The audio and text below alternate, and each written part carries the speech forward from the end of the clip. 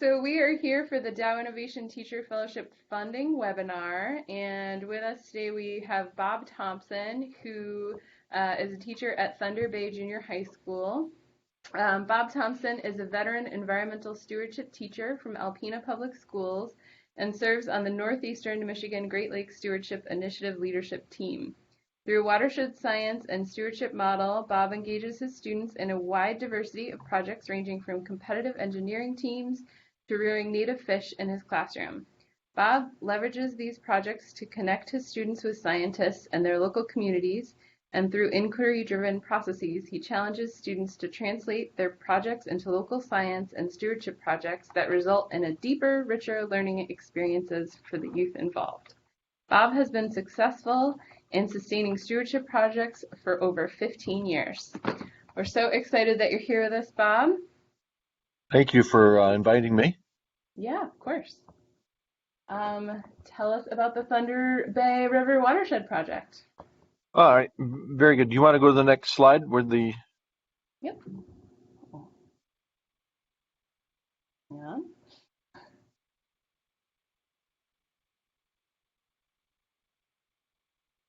All right, hopefully what I could do today again is kind of share kind of an outline of what my projects have kind of how they've grown over the time, and then allow you to kind of see how we and the different people involved with my projects allow me to sustain them by growing projects within projects and using those projects to again leverage funding in order to support them and sustain them. And then we'll talk about that last project that I'm working on, which is really not a stewardship project, but Maker Lab has kind of grown into somewhat of a stewardship project, more of a STEM project than that. But anyways, so here we go.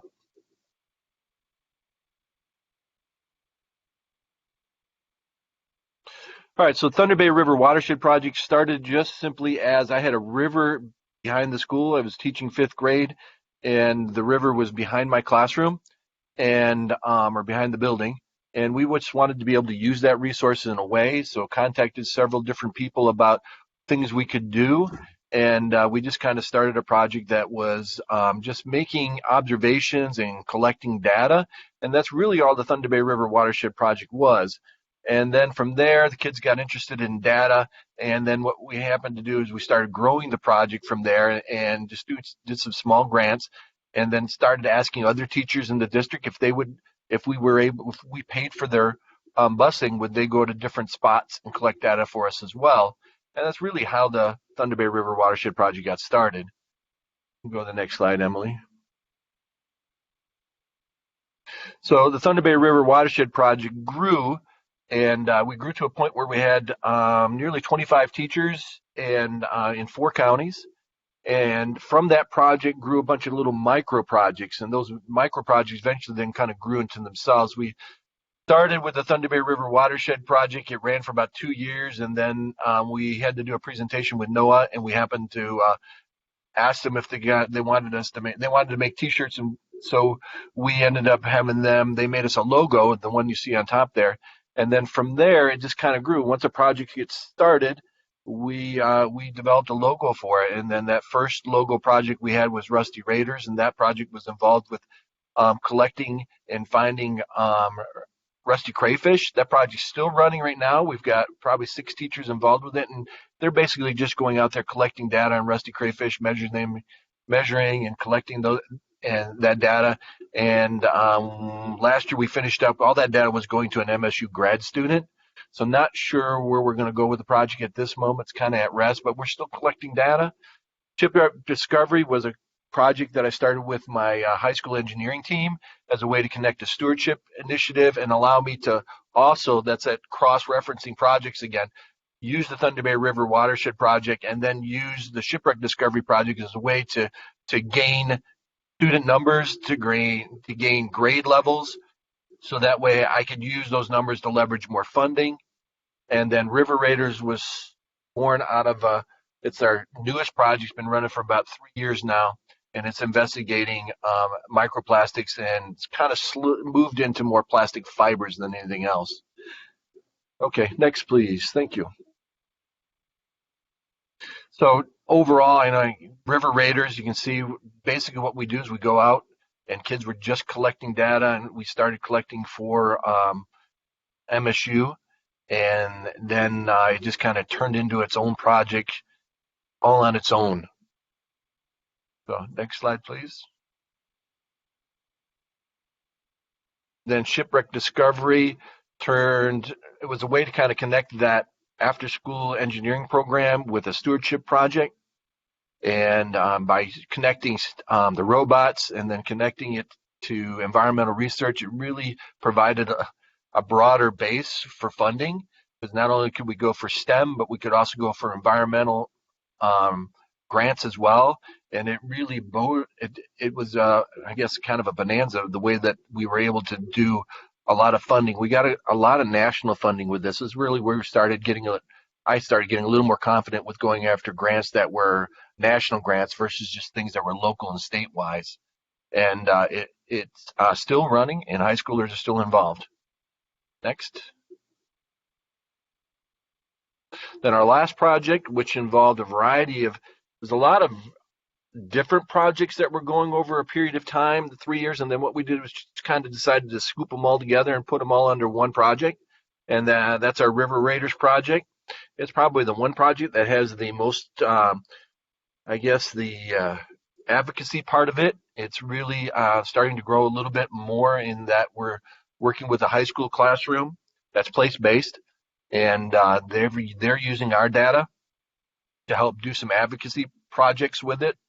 So it's a good way, again, that's the way we can involve more students. And again, in the world of grant writing, it's about, getting students, getting larger number of students, and then gaining that length in kind of K-12 approach. Right now, we've got 5th graders to 12th graders involved in this project. And elementary students are out doing water testing. My junior high kids are processing the data and processing the samples. And then the high school kids are doing advocacy and working with politicians on formulating plans on ways to control plastic pollution. Next, please.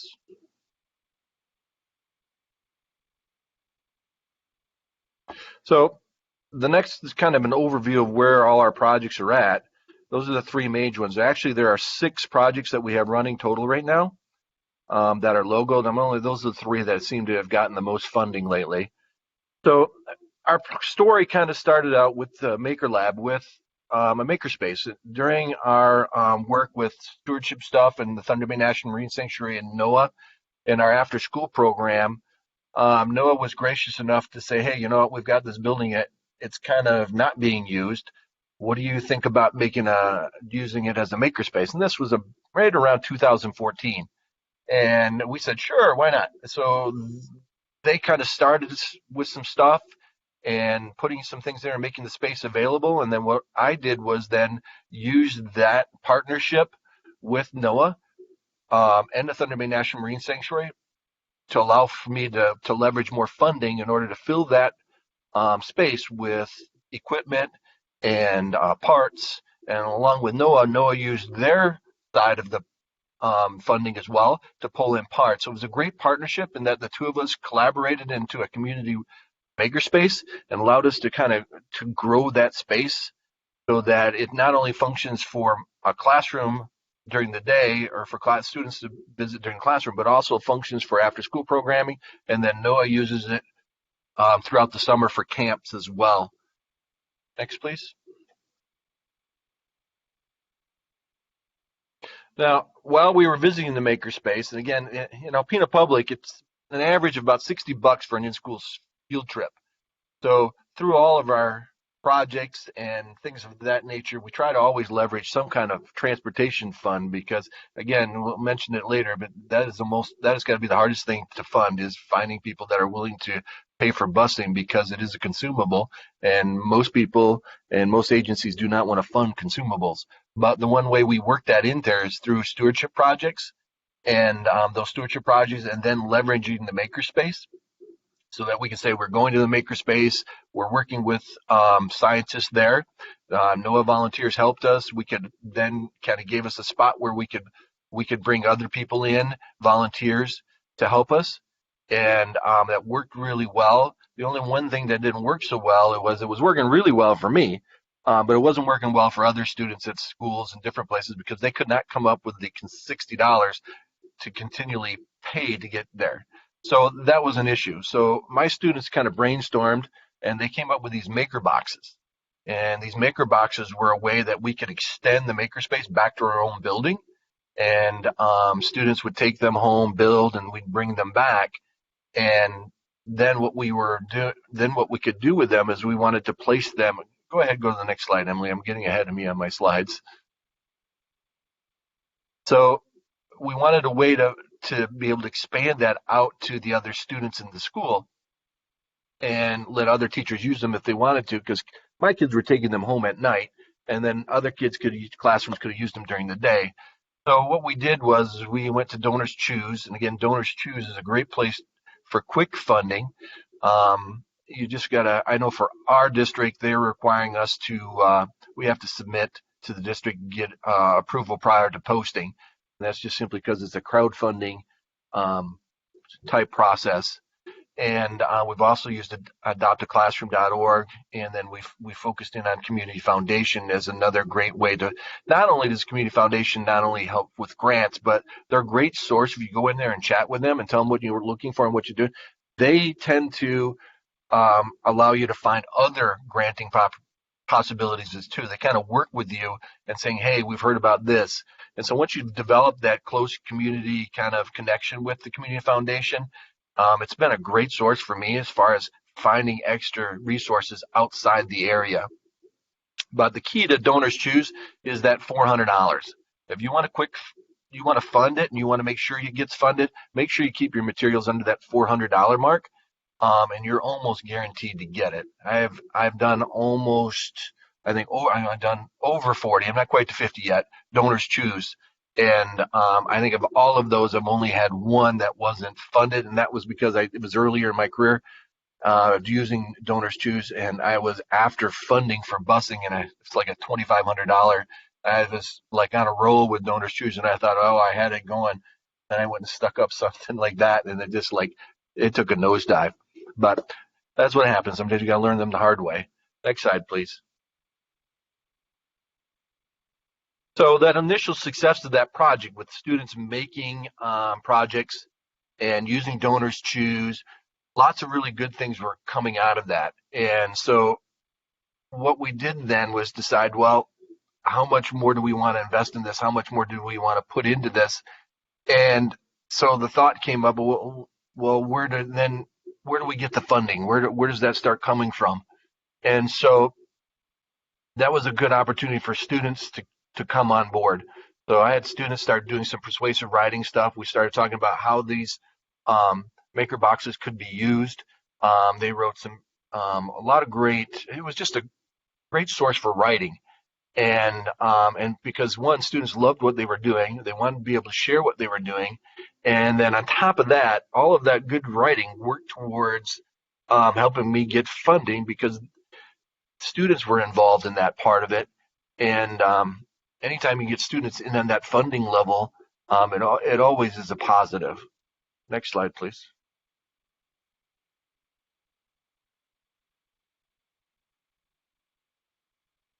So in growing that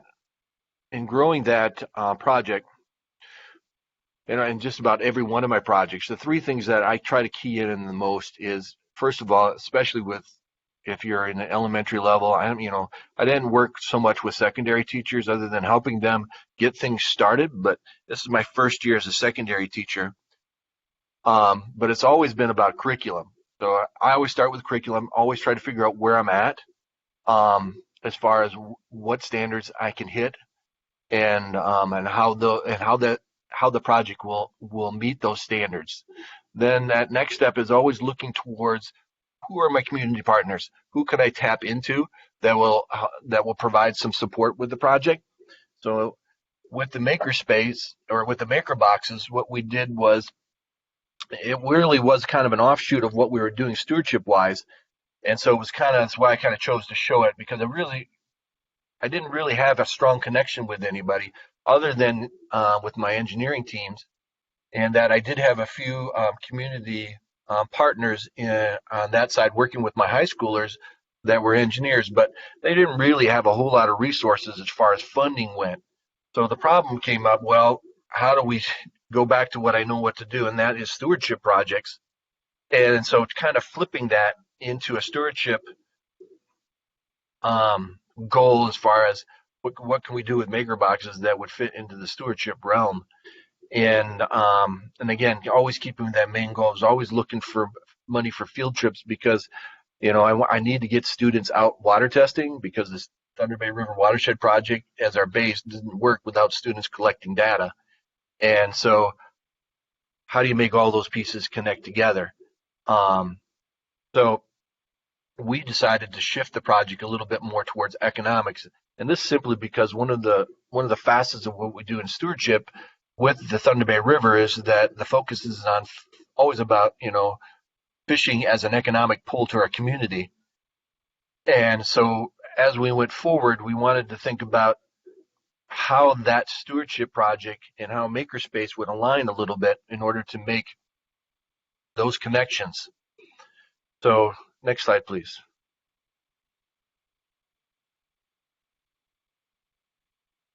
So to start out with, we wanted to again look at where we could find some ideas, where could we find some funding sources, and also throughout this process, how could we develop some more partners as well? It's kind of a threefold thing as a project's launching. I'm always looking, you're always looking for funding, but on the other side, you're looking for how those community partners can help. And we go to hardware stores. The credit union in our area have been super successful with. Banks, on the other hand, not necessarily, because a lot of the banks are more national, and especially in our area, it seems like they're changing or getting bought out. Not any small banks anymore. You can sometimes, those grants tend to be a little bit more statewide or federal or national wide, and the funding on those is a little bit harder to secure. And then the other source we've been working towards is local manufacturing companies. If they're not really willing to help us with funding wise, sometimes they're willing to help us with materials. And so that helps in that process a little bit. And then again, looking for that curriculum connection and using places like Mayo and the North American Association of Environmental Educators, Nemiglisi as well. Those are sources that you can use to look for, not only look for ideas for a grant, but to look to see how other people are lining things up, how people are getting funding, what type of projects are they doing? Are those projects that we can add into our project, what they're doing successfully? Can we weave them in? And oftentimes, for me over the years, it's not so much being this incredibly creative person. It's how well can I look at what somebody else is doing successfully, and how can I replicate that? So going forward with the Maker Lab. So our big step with the Maker Lab was, again, going backwards, we started with those maker boxes. Those maker boxes were successful. We got some small grants with those. And then what we were looking for, again, is how do we keep funding the maker boxes in a way that would allow us to do something beyond the classroom. And so that first big opportunity came, it came through NEMCOG. You see there in the presentation, NEMCOG allowed us to leverage about $5,000 towards the grant, and kind of got me thinking in a different way of how we could focus on funding. NEMCOG was running a grant that was focused in on economics, had nothing to do with STEM. And at that time, this is about right at the beginning, I guess this is in our third year now. And so I was talking with, this is just as in my STEM coordinators were getting hired and launched, a gentleman that came in to our area I'd worked with through another engineering project with. He moved up here, took over the area STEM coordinator, and we were chatting about funding, and he'd heard about NEMCOG giving a $5,000 grant out for economics. And so he and I sat down and thought, well, how could I gave him my MakerBox idea, and thinking about how we could adapt that into a STEM project. And then leverage it out even to a stewardship project. And so what we came up with was kind of a roundabout, and we decided to start making yo-yos. So rather than so the Yoan for Conservation project was a economics project within the River Raiders project. So what we did was we wrote the grant to get a couple of 3D printers, and we started an economics project in that we were going to use the profits from selling the yo-yos in order to fund field trips for kids to get out and do stewardship projects. Our attempt is trying to find a internal way to provide funding for field trips versus going out and writing grants for field trips. So it'd make it a little bit easier. So getting rid of that consumable when we're writing for grants, saying, oh, a third of this grant is going to go to field trips.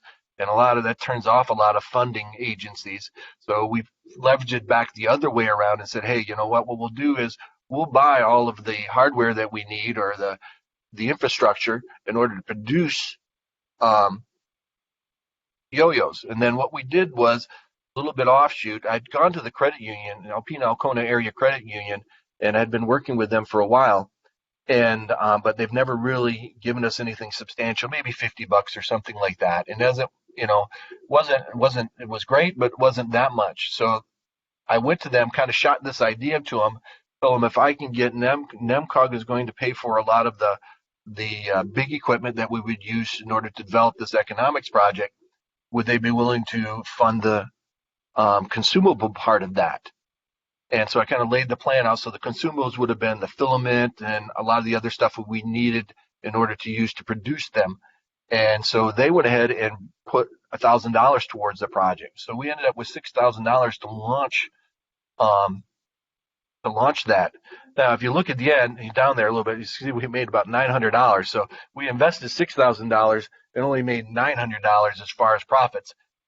Doesn't seem like a great economic strategy, but again, the project worked in that we were able to leverage the economic project in order to get stewardship stuff done. So as that project turned around and worked, what happened was with the Maker Lab, we again wanted students, in order to get the Maker Lab going, what we did was we kind of Shark Tanked it. So part of that project was going, you know what, we wanted to get funding for the Maker Lab. We want to get yo-yos in there, or not yo-yos, more Legos in there. So what we did was, as part of that NEMCOG grant, we wrote in there that we would allow students to prototype projects, and then we started a school store. That's how we ended up selling the yo-yos. We started a school store where we sold pencils and things like that, and then we ended up selling the yo-yos there.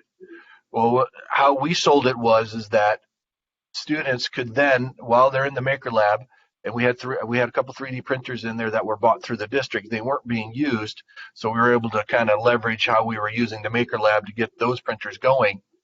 And then what we could do was show that if those students that wanted to work in the Maker Lab were making things and producing things, and then if they wanted to develop a product, what my students would do then is review the product with those students, and then we would use our 3D printers to produce the product. Now, we were using our yo-yos as a model, as how that project, that production of a product would go from an idea to producing something and selling it. And we actually I think we got 4 projects up that year running. We got some pencil caddies and a couple other things. So we got the Legos for the Maker Lab. It was about 70 pounds of Legos. And then we used those, put those in boxes, school boxes and stuff in there as well. And that kind of launched that project and made it quite successful. So kind of a roundabout STEM economic stewardship project. Next slide, please. So from the success of that stewardship or that Maker Lab project up and running and the project going, an opportunity came up that we had a teacher retire at the junior high that was teaching some STEM classes. And so one of the things they asked me about coming up, it was Project Lead the Way. And they asked me if I would come up and take over that Project Lead the Way class. And I really wasn't, to be honest, wasn't interested in teaching Project Lead the Way. So I shot this idea of innovators coming up. It's the same idea that it pushed forward in that Maker Lab project, was that students would come to the classroom and then they would just make and create.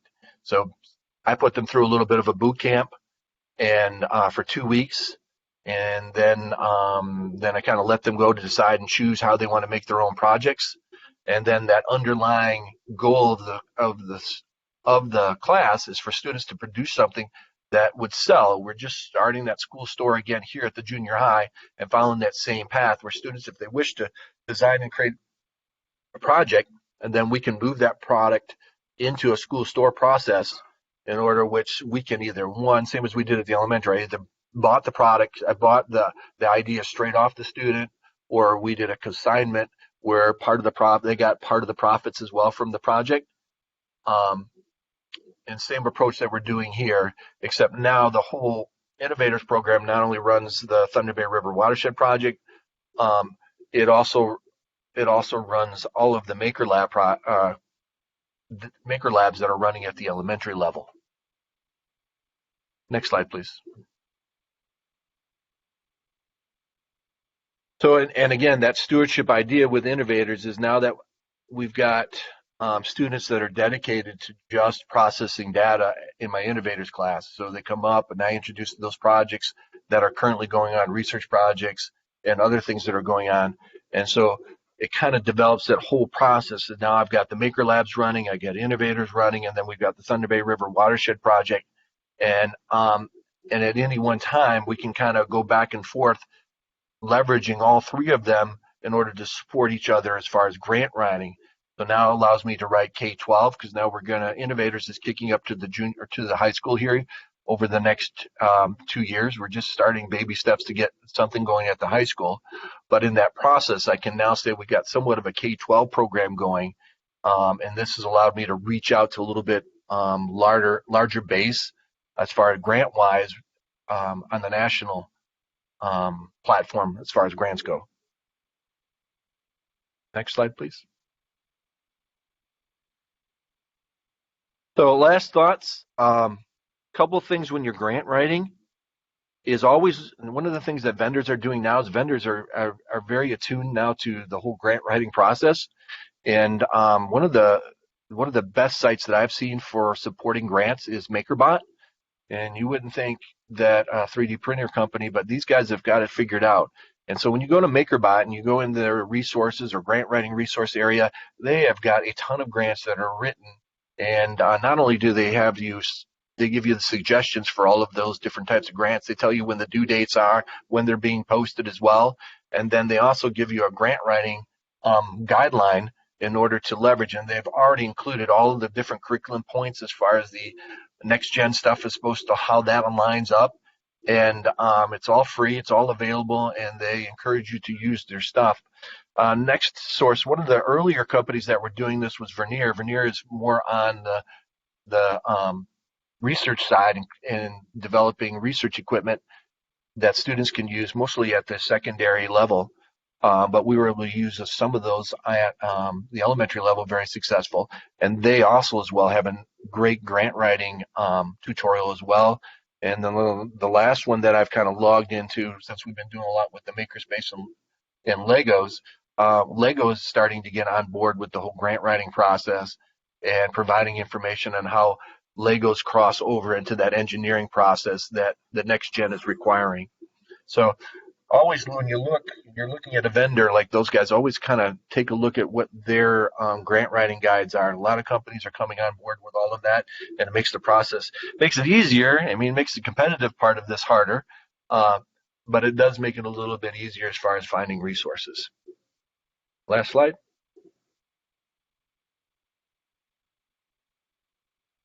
So, hey, I made it. Almost 3:45. Thank you so much, Bob. That was great. It was great to hear just what you've done at your school, not just in your classroom, but really expanded those programs. So interdisciplinary and really creative. I hope it makes sense, because I felt like I was going 100 miles. I was trying to pack 12, 15 years into 30 minutes. Well, you did a good job. We have a couple of questions for you. Sure.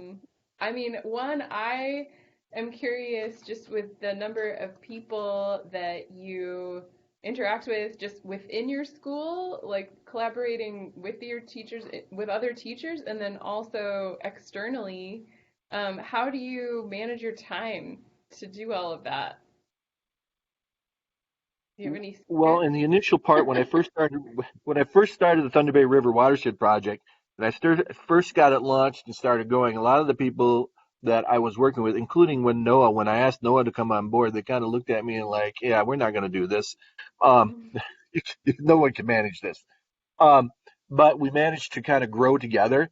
So Mhm. with the Great Lakes Stewardship Initiative, I grew with the Stewardship Initiative at the same time they were, and Noah grew at the same time.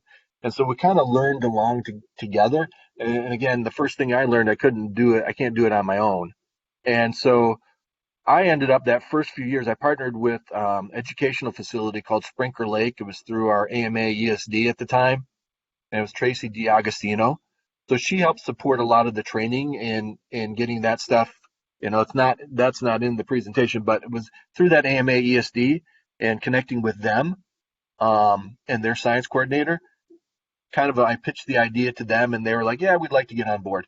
And so she helped me in coordinating some of that stuff. And then eventually, what happened within the first couple of years, um, the Stewardship Initiative, along with NOAA, wrote a sizable Be Wet grant. And within the Be Wet grant, what it was basically the way they presented it was a lot the way that I was already running my stewardship project. And so at that point, I had gotten to so many teachers that really was like working a second job as far as grant writing.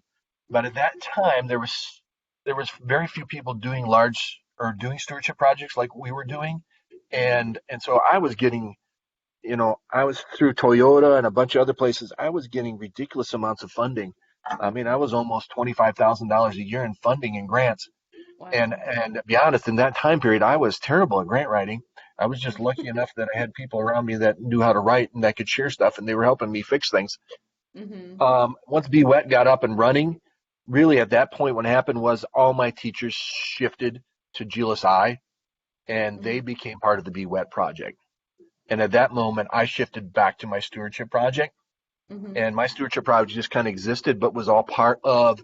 It just became, kind of like a company split stock. It just kind of grew into a bunch of other companies as well, stewardship projects. Yeah. I don't know if that helps you or not, but Yeah. And did you find that there was like a transformational shift, not just within your classroom? I mean, obviously this wasn't like insular, but kind of within other teachers as well. Did you see kind of this project-based attitude and approach kind of permeate the school in different ways? Mm. yeah. Well, again, I did not. One of the things about the project was I did not. I didn't go out and hunt teachers down. Mm. Um, what I did was it just kind of, I took the approach of that if you wanted to come play with us, you were more than welcome to come and play. I'd already been working with teachers prior to that in different capacities. And so those teachers that had already been working with me, I kind of started pulling them in. And then what happened was, success gets success. So as we started, teachers were leaving and going out, and Thompson kids are leaving in waders and life jackets and all kinds of things and tromping out through the buses and heading out into the world to collect data. Other teachers are like, well, why aren't my kids going doing that? And that kind of led to other teachers getting involved. We didn't necessarily go out and try to recruit and find people. We just kind of let it blend a little bit because again, it's not for everybody. Putting kids in a river, collecting data, and going out on a bus. And a lot of teachers aren't comfortable doing that, and I understand that. And so, we just left it to that. Even to this point, after doing 15 years, we've got probably several other school districts that have got come on board and doing the projects similar to what we're doing. And to be honest, I still don't have my own district participating. So Um, yeah, it's always a catch 22 a little bit. Bob, I'm curious for folks, for instance, our fellows who might be writing their first grant. What's some sort of more general advice on approaching a grant, the application, when you're sitting down to write? What would you say for somebody who's just sitting down to write their first grant? I would say keep the project small. Start small, build some success with it. Because Mm. again, that success is what allows you to leverage greater funding. So with like the example of the MakerBot or MakerBox grants, what we were able to do with those initial funding, say, hey, you know what, we went through Donors Choose, and some of those Donors Choose is not doing it so much anymore. At that time, they had a lot of companies that were supporting projects, and you would just put your grant in and you'd put it up, and they would say, you know, Siemens is or somebody is funding projects that focus in on kids building things, you know, and boom, within a day, the project was funded. Um, and so you could use those smaller successes in order to um, build more success. I think that was the key, that I never tried to go super big. I let the project kind of to be successful at a little level and then kind of gradually step it up. And it's often sometimes when you look at this project and it's the size of it and what it's doing, and most teachers can say, "There's no way in the world you could do this." And again, it's been a growth for me. Again, you're starting with a small project. We were just walking out the backyard of the school, going down the river and collecting some data, and students started asking questions. And then we needed test equipment, so we just started. We did our first little grant and asked for some test equipment. And then we invited Fish and Wildlife and the DNR in the area, say, hey, can you come in the classroom and talk to us about what we found? And then they got curious. Really, the first set of waders we got came from Fish and Wildlife because we couldn't get in the water. So they came with us one day to do some sampling, and the biologist that was with us, she said, hey, it'd be really great if these guys could get in the water. I said, yeah, that would be great if we could get in the water, but I said, the waders are expensive. And lo and behold, 2 weeks later, she calls me. She says, my boss is really excited about what you're doing. I went back, told him what you're doing, and he bought us our first 10 waders. Wow. Within 2 years, we had, those waders. We used those waders saying, hey, we got these waders. We'd like to have more of these waders so we can get more students in the water at the same time. And, within 2 years, we had 35 sets of waders. Wow. Great. Does that help? Yes, Yeah. certainly does. Thank you. Yeah, thanks so much, Bob, for sharing with us. We're going to move on to our next part of the presentation with Josie Whelan, our intern, who has gotten her own funding as a graduate student and as a teacher in her own classroom. Oh wait, am I muted? Okay. Uh-oh. Never mind. Sorry about that. I forgot. So I'm just going to briefly share some about resource sharing and engaging community partners, less on the grant front and more about, being able to leverage what other people have and will let you borrow. We'll go to the next slide. So I feel like this is kind of a theme that's gone through this fellowship in general. Is kind of like, where do you start? It feels a little bit overwhelming at the beginning because there's so many different classroom goals that you have and you're not sure of a starting place, especially when it's something new like interacting with people outside the classroom for long-term partnerships. So what I found helpful was, like, first identify, the resources that you think would be helpful. For me, I taught second grade.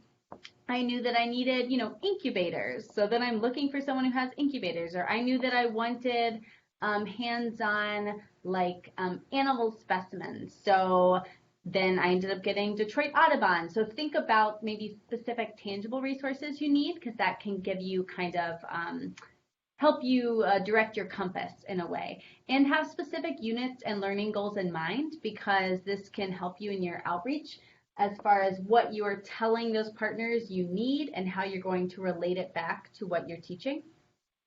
Brainstorm a list, but if you really do feel like you're totally starting from scratch, then contact, Megan. She's obviously, she's a great person to get lots of ideas from. I know that when I was organizing a STEAM festival for my school, I kind of started with literally just thinking of okay, who is every person who could possibly be relevant to set up a booth at my school? And I made this huge Excel sheet with like 35 partners.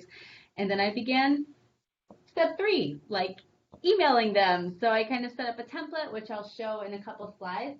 And I created a form template and just contacted all these different organizations. Obviously, I would tailor it depending on what I wanted and what I thought they could help me with. But never be afraid to just email someone out of the blue, because that, I think, is how many of the connections get made, especially when you don't have prior relationships built.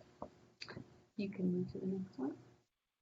So what do you say in your ask? I think it's pretty self-explanatory, but make sure you say, who you are, what types of students you work with. This is super important because a lot of places, I know especially in Metro Detroit, it differs based on where you are, have grants to work with underserved students. And so if you have, high minority populations or even rural populations, there may actually already be funding earmarked within different organizations to help those populations of students. And make sure you say explicitly how their support would help your teaching. Kind of in the bottom bullet, like make sure you say, oh, I know you do such great work in this. And if you can't help me, do you know anybody else who maybe does this similar sort of work? Because they have their own sort of networks that you might not be connected with. In general, they want to help you. So I don't think anybody, just says no and kind of shuts you down. Like, you're a teacher, you've got that social capital going for you. And make sure you give a possible timeline if you're asking for someone to come into your classroom, or if you are looking to establish a more longitudinal kind of partnership where you want them to come back, or maybe you're borrowing resources for a certain amount of time. And make sure you, at least begin to talk about what are some of the expectations for what you want from them. I tend to try to downplay their involvement so that it makes it seem easier. Oh, it's just this one day, or, we don't, I can do most of the things, but I need this physical resource from you or something. And I think that some organizations, that makes them feel more comfortable if they're a little unsure of interacting, or others may see that as an opportunity for ramping up engagement. So you kind of have to test the waters at first. So here's just an example of something I sent when I was sending 1 billion emails. You can see it happened June 25th, which was the middle of the summer. So I was planning it for STEAM Festival for the last weekend in September, so a few weeks after school started. And so for most organizations, if you do want them to come, at least larger ones, to set up a booth or something, depending on the partnership, they need to get on their calendar about 3 months or so in advance. At least that's what I found with a lot of major organizations in Detroit, like the Art Museum and the Science Museum. And so I started early, and it also made it easier to not be teaching full-time at the same time. And so I kind of told them, here's when it's going to be. I didn't have the date set yet. I said, here's where I'm located. Here's what our vision is.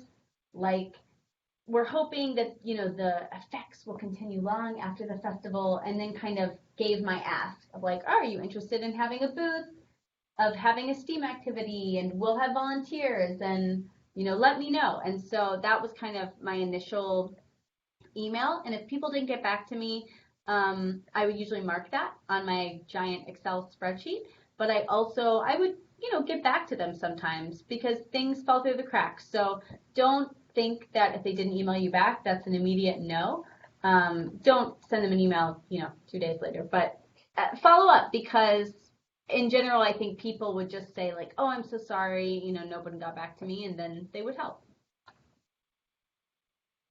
So one thing that I'm still learning a lot about as a graduate student, post-teaching, is that there are so many resources within higher education, which is evident through your interactions with CEDAR, but there is just a lot of money, and there are a lot of high-level resources and people who are doing research in these fields and who I think really have a vested interest in helping teachers, and who you guys who are on the ground.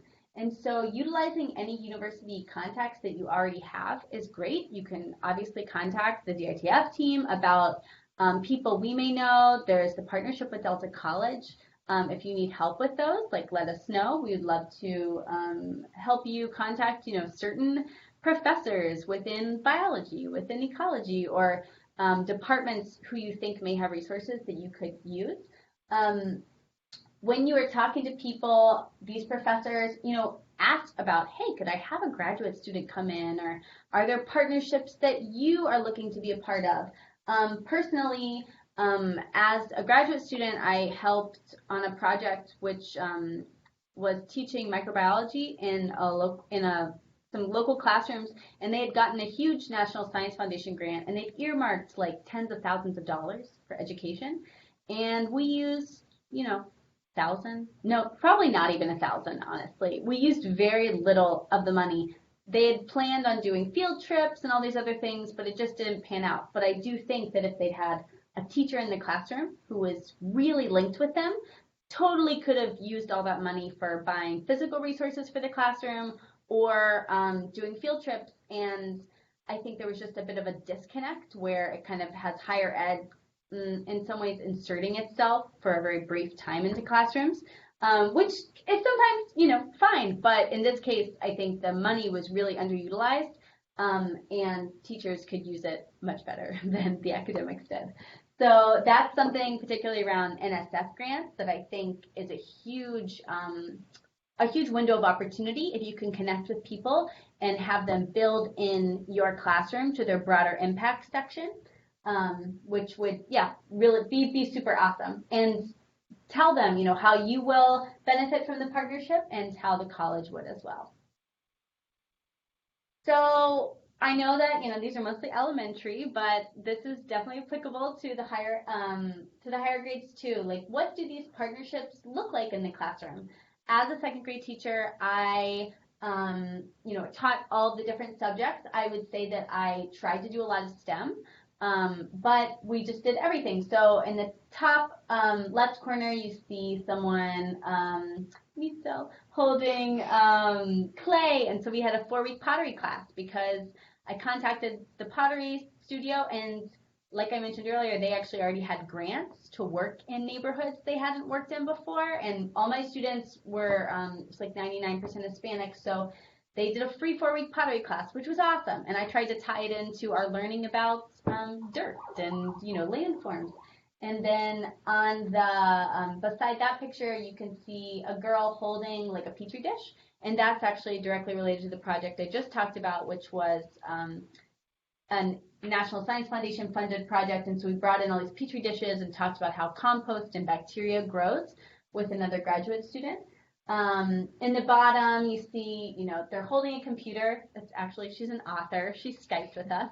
And while you might not want to Skype an author, there are certainly a lot of programs and emerging ones that are connecting people with scientists and professors who can connect with your class, which I think is an amazing way to bring in expertise around projects that you may be doing with your students.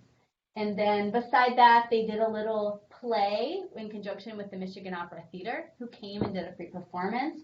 And then you can see some little chickens, which we had originally used incubators through the Michigan Extension Office through the 4-H embryology program, and we got eggs from a local farmer. And so then we returned the chickens once we hatched. But all of these different things didn't cost any money to me, but they were all partnerships. Some of them were multi-year partnerships. I did the chickens multiple years, and I'd done it in prior classrooms. And so I think I feel like this just illustrates kind of the wide range of what partnerships can look like and how you can, keep them going at low cost to you. And so one important thing to make sure that if you don't want it to be a one-off sort of experience is sustaining the connection. Make sure you send photos. You know this, as teachers, we're constantly taking photos to post in our class dojo or whatever you use. But make sure you have the waivers signed from the students, of course.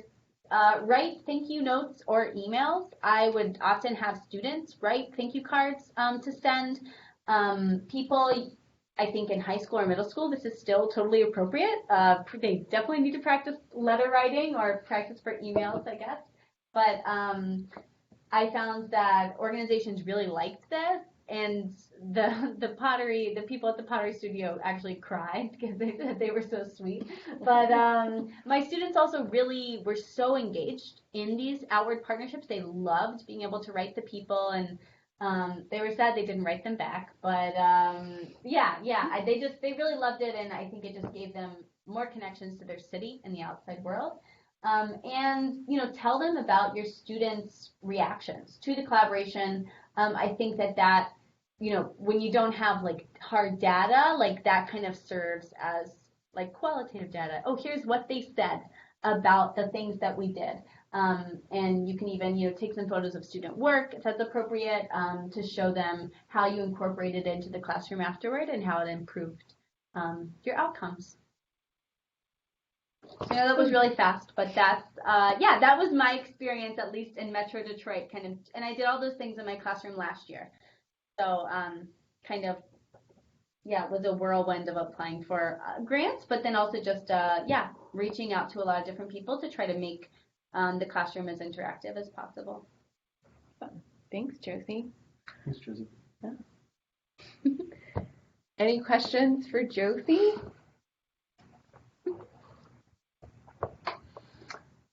I guess I want to ask a question, which is sort of what would you not get if you didn't do these things? You've said a little bit about the benefits, which is sort of what is behind the question. But like, what do you feel like? What would you lose if you didn't get to do this sort of work in partnership?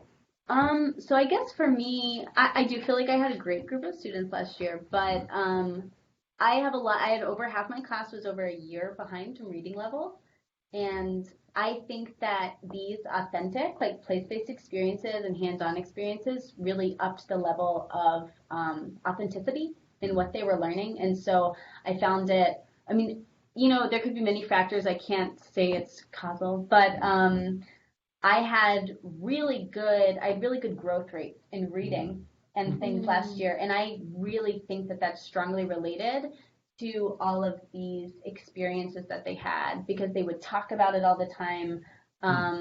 They were always excited for the next, interactive thing that was happening, whether it was the chickens or the play. And so I think in an area where kids are often confined to their block, being able to bring these into the classroom at no cost to students and at little cost to me, no cost to me mostly. Time. What time? Just it made me feel really excited about the things to come and felt really enriching, and that definitely translated over to the students and to the parents as well. I think a lot of parents were really excited about the things happening in the classroom because there was the frequent kind of refrain of like, wow, like we never did stuff like this. And so, and I think that was because I think it was just high value learning. Yeah. Great. Awesome. All right. Well, I think that brings us to a close. Bob, thank you so much. Josie, thank you so much for sharing with our teacher fellows. You're welcome. All right. Have a good one. Thank you. Thank you. Thanks. Bye.